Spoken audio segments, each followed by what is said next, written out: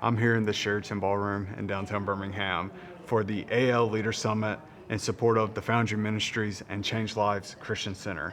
This is a great event that's all about leadership. So today's podcast is going to be all about leadership and what it means to be a great leader and what great leadership means for different people in different ways. And I'm joined by, well, nobody at the moment, but I'm going to sit down with different members of those actively putting the event on right now to talk about leadership. So let's get started. All right, I am starting a 5-minute countdown right now, and we're going to talk as much about you and leadership over the next 5 minutes. All right, here we go, and started, leadership. All right, so I'm joined by Chuck Streets. Yeah. So Chuck has joined the team semi-recently. How many months have you been with About us? 6 months now. Yeah. So Chuck has been making tons of phone calls and really upping our game when it comes to making direct relationships with people. But you've been involved with this kind of work for quite a while now. So talk a little bit about leadership and how that pertains to your experience in this nonprofit sector. I've been amazed over the years. My background was kind of working in fundraising with a lot of private schools, and the schools that accelerate, the schools that, I don't know, have the best faculty as far as them being motivated in how to teach their students the best way, comes from the leadership at the top. And those have it's kind of a different leadership style than you would typically see maybe in the corporate world. It's more of a servant leadership. It's very much focused on others, and at the same time keeping the mission of the school, in mind. Yeah. Do you think that both kinds of leadership have their place, or the corporate world has it wrong, or? Yeah, no, not necessarily. Some people, leadership is all about, being out front and driving, and it's not so much. I think as a parent, how do I want to lead my children? Well, I don't want to be driving them all the time. Right. As far as pushing them to do things, I want to be able to model it. I want to be able to come alongside of them if they're doing something, or hey, if I need to fix something in the house, then they're coming alongside of me and we're learning together, or I'm trying to, point them in the right direction. Yeah. It's weird because leadership has, basically what you're describing is it has a kind of a too wide of a definition. Right. It covers too many different things to be just one thing to all people all the time. Yeah. It's a bunch of different things for a bunch of different people. So it makes it kind of weird when you come to an event like this to learn about leadership. Well, what are you here to learn? How does leadership carry over different ways in different places of your life, and how do you turn it on and off? And Yeah, I'm looking forward to hearing Greg Byrne because, he exhibited some incredible leadership in taking the GOAT, Right, Nick yeah. Saban, and finding another coach that's going to be in his place. And I know Coach DeBoer is probably going to have a different coaching style, perhaps. But still to continue to take Alabama to that next level. Okay, so I got one-word questions. Okay. You get to answer in one word, and I'm gonna, ask you some questions. Some of them have to do with leadership, some of them don't. We're gonna get to know you a little bit better. I got 30 seconds. All right, rapid fire. Here we go. Morning person or night person? Night person. Okay. Favorite pro team? Steelers. Favorite college team? Auburn. Auburn. How do you relax? How do I relax? Read. Love that. Describe success. Success is, wow. Got to think about that. Success is, at the end of life, the Lord saying, well done. Well done. I love that. How do you handle failure? Everybody fails. You can always learn from your mistakes, so learn something and move forward. What's your greatest leadership strength? Following the Lord, being a follower instead of to the greatest leader. Oh, Buzz, Chuck's out of time. We're cutting him off. That's our leadership minute with Chuck. On to the next member. All right, Starting your 5-minute countdown, right? Oh, no. All right, so if you don't know Joey, Joey's the head of marketing and development, and this is maybe your favorite event of the year. Absolutely, I love it. Joey's a huge fan of events, and if you know Joey, you know that I'm exaggerating big time. Events are, one of those weird things that you get a lot out of it, but man, you have to put a lot into it, Yeah. and you don't reap any of the rewards until you get to the end of the event. Right. So, we've been working on this thing for months and months. And so finally going to reap some rewards. It should be fun. Talking about leadership. So, the interesting thing that I would love an answer to about you, Joey, is obviously you were a college athlete. You started on a basketball team. So, not just someone who sat on the sideline on a football team and called themselves a D1 athlete. Like Sure. you played in college basketball. And so sometimes you talk about being competitive, but is it going to college and doing it there that makes you competitive and instill that competitiveness in you, or were you a competitive person and then you went to college and it just got ingrained? Yeah, no, that's a great question. I want to say it was ingrained in me when I was young. My parents are competitive to an extent. I'm from a family with a ton of athletes, so I think it was just something that I witnessed growing up, and it's something that I think was just instilled in me in an early age. And it was something that, I'm very competitive, probably in an inward stance. I'm very competitive in competition with myself, if that makes any Right, sense. yeah. So I know if we have goals to reach, I'm going to drive myself to try to reach that, for better or for worse. So, but yeah, no, that's something that's always been instilled in me. Yeah. So in that college environment, obviously college sports is notorious for leaders being like a thing, Sure. like personalities in a way. Is there someone in your college space that stands out for you? Yeah. So I think, speaking of college specifically, I went to Rhodes College in Memphis, Tennessee, go Lynx. My coach there, his name is Herb Hilgeman. He recently passed away, had some complications with health. But, I learned, when I went to school, it's a D3 school, Division III school, so athletics wasn't really the priority there. However, everything was structured in the same way as a regular college athletic team. So we did have a lot of commitments and a lot of expectations in terms of practice time, workout time. So I think just learning from him and how to strike that balance of excelling not only on the playing field but also in the classroom and then with other extracurriculars. I think that's because he lived it. He went through that whole process himself. So I think just having a good model there is really invaluable. Yeah. So my post-athletic, once I got out of athletics and stopped doing it at a competitive level, I found myself having to squash that hyper competitive instinct inside of me. Mm-hmm. Do you find yourself having to do that in everyday life? Yes.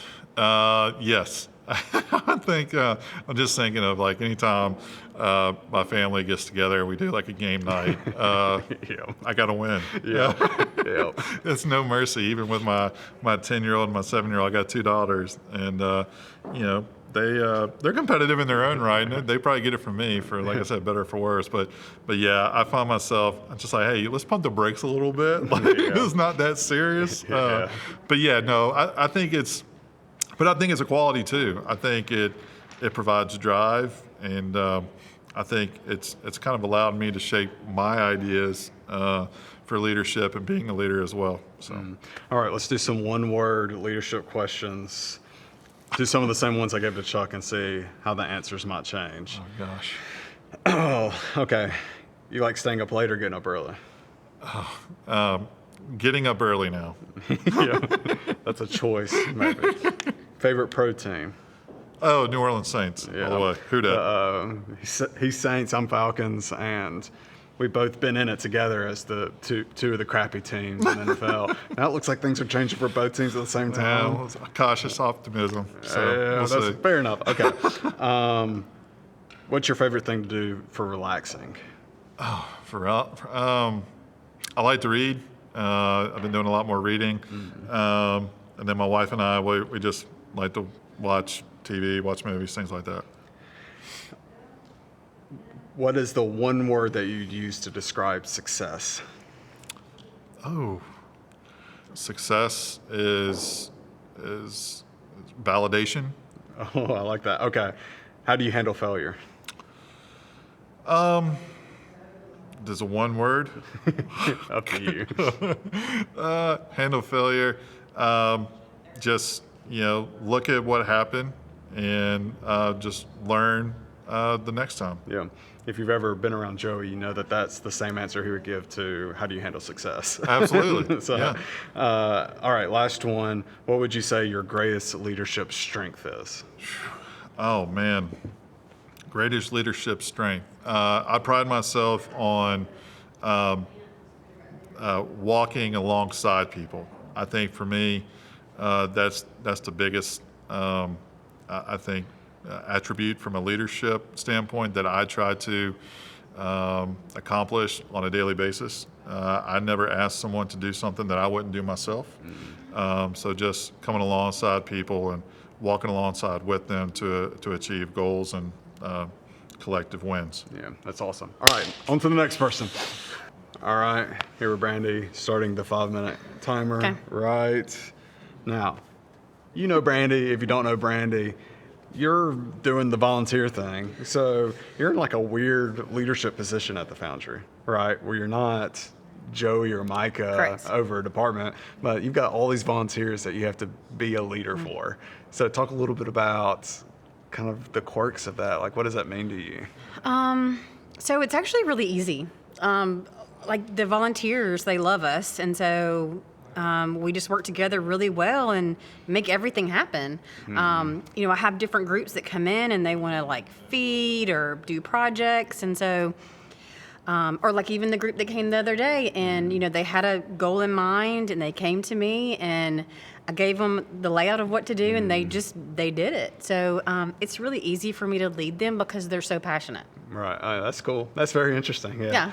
Yeah, they're passionate about helping us. But, so sometimes a part of organizations that do have passionate volunteers and they end up falling off.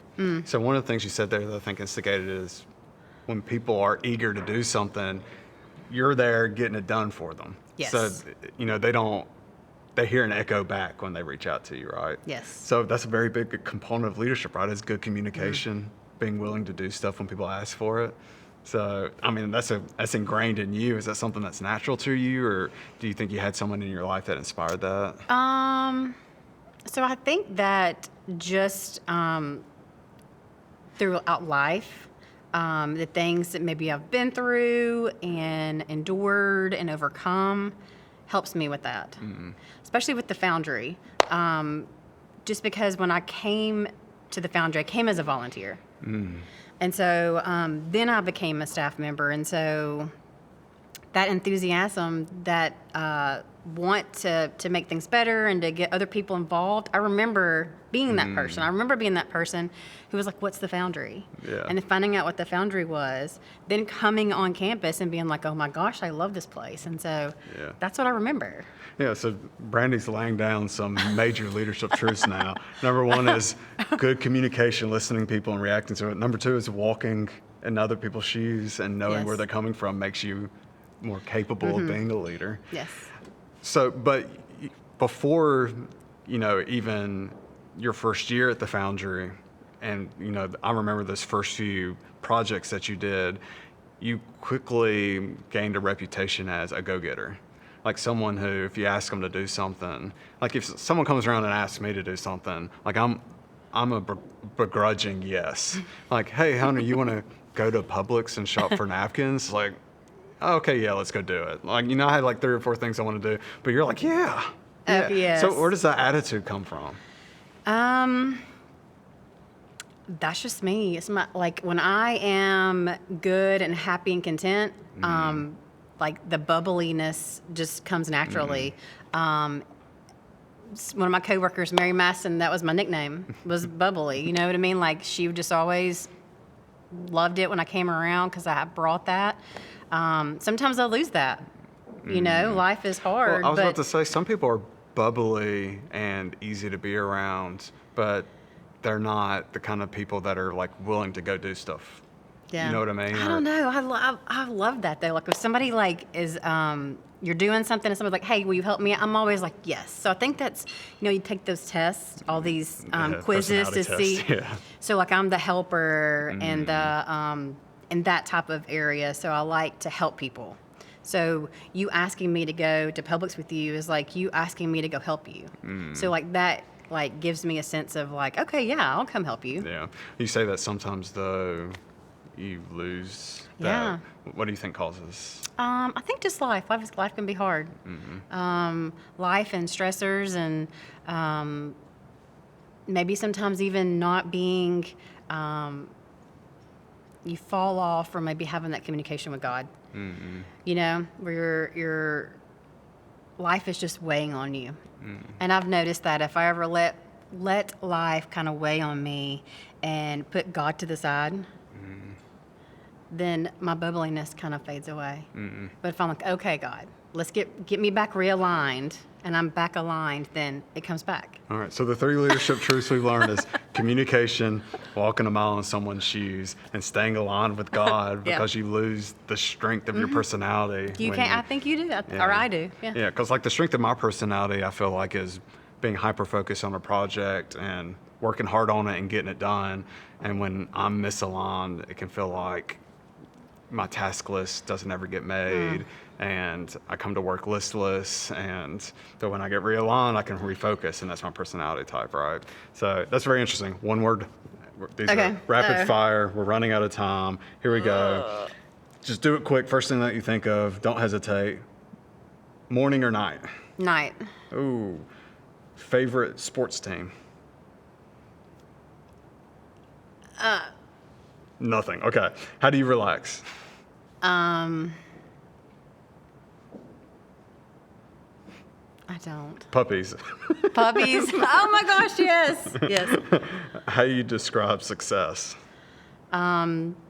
Staying positive even when you don't always succeed at what you're doing and the way that you think you should. How do you handle failure? Ooh. Make mental notes of it so that you don't mess up in those same areas again and try to do it better the next time. We've already talked about this a little bit. Last one. What's your greatest leadership strength? Being a helper. Oh, yep. Next. Let me get the 5-minute countdown going. We're running. Next on the docket is Ann Elizabeth. She's our donor relations coordinator. I don't think you've been on video yet to be introduced. I don't think so. So what do you do at the Foundry? So I write grants. I help with, anything donor relations, thank you letters, and, with development activities, events, things like that. Yeah. So in a past life, you were a teacher. How many years Yes. did you do that? I taught for 4 years, and then I worked in higher education, and then I've worked in several nonprofits since. So you've got a lot of experience in different spaces. Yes. This event's all about leadership. What does leadership mean for you? What skills have you developed during that time? Yeah, definitely. So leadership is everything. And I used to, if someone had asked me 5 years ago, "Are you a leader?" I would have said, "Oh no," but I could point to someone who was a leader. And then I started to realize that all of us are leaders, and leadership just has to be developed. It's inside of us already. And so I started learning about what it means to be a leader, a good leader, someone with character and intentionality and integrity. So I've been to a lot of leadership development kind of conferences, and also just being able to watch leadership that I admire, like Micah and others like my pastor. It's just been an inspiration to know what to look to. Yeah. What is a leader? Yeah. A lot of the qualities of a great leader are subtle in a lot of ways. Yes. So how's it, what are some of the things you observe from a Micah that inspire you to be a better leader? Right. Servant-heartedness is a huge thing. Like, if someone's willing to go above and beyond their job description, beyond what their title is, and serve even in small ways like picking up trash or, and doing things that wouldn't be necessarily something they have to do. It models for the rest, everyone underneath them, exactly what it looks like to serve like Christ. And that's ultimately, it's like that verse, follow me as I follow Christ. And it's inspiring. So, I think this type of leadership is very intrinsic to people in these faith sectors, right? Because, servant leadership is, we got the greatest model of that, right? Yes. And we all really believe in servant leadership. But, in other sectors, that's definitely not what leadership Yeah. necessarily means to them. yeah, that's true. Do you think that, I asked Chuck that they have it wrong and that we've got the right leadership, or do you think leadership's just too broad of a term for what these different things are? Well, I think it can be, you can use leadership in a positive way, or you can also use leadership in a negative way. Obviously, there's very strong leaders who have led people down the wrong path, and there's strong leaders who have led people the right way. So ultimately, Jesus is our guide, and if we're following him, then we'll know how to be a good leader. Yeah. What do you think the end goal for leadership is then in this scenario? The end goal. Yeah. Tell me more. So, if we're called to be leaders. Yes. And we're, and you're in what you're saying, be an example to people. Or maybe, so what's the goal here? Yeah. Well, ultimately, it depends on what sector you're working in, but ultimately, as believers, our goal is to become disciples and then lead others to be disciples of Christ.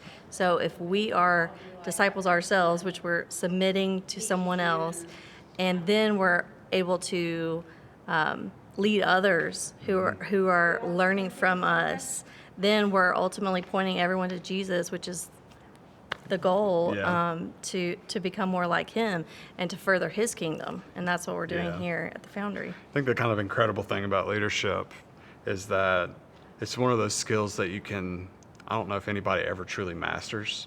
Right. I've got you can always grow more and learn more. It's unreal how, 5 years ago, I would have considered myself a pretty competent leader.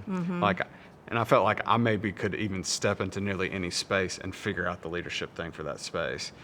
But unlike the other skills that I've developed in life, the more I learn about leadership, the more I realize that I'm a very incompetent leader. The more I understand about it, the more I go. The more you have to learn. Right. Yes. So maybe I'm just on the wrong end on the curve that, and I really didn't understand. Or maybe it's just that I didn't really ever give the effort, to be a really good leader. Like we would all consider Micah a very good leader. And it's a very self-sacrificial leadership, the way he acts it out. And I don't think I've ever truly acted out my leadership and to that extent the way he does. Yes. So Well, you're a leader, in so many ways. Like as a father, you're a leader. You're leading your Sure. kids, and then at your church, you're leading others to serve, and then at the Foundry, you're leading others. So, in every realm and every sphere of influence, you're leading. No matter, even if you don't realize you're leading. Right. Which Yeah. I love that. So Yeah, leadership's tough. it is tough.